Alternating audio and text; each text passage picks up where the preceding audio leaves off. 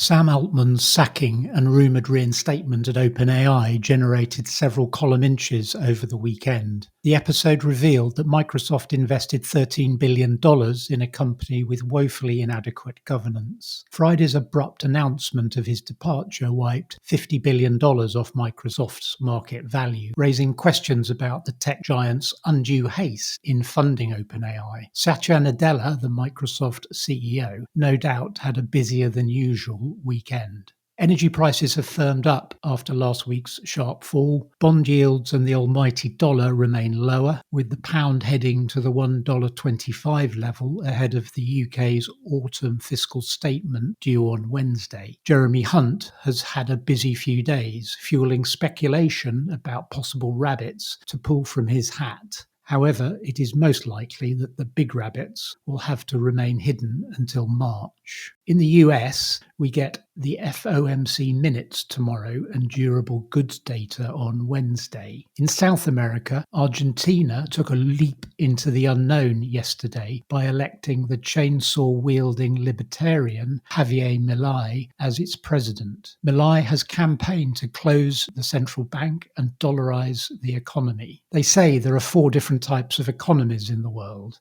developed, developing, Japan, and Argentina.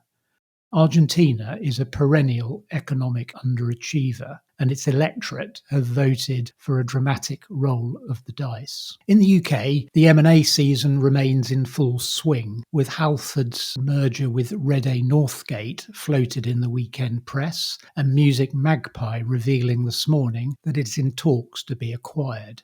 On the results fronts, we've had Cerillion, the telecoms software supplier, report full-year revenue up 20% to a record £39 million, with a record £52 million order book and net cash up 22% to £24.7 million.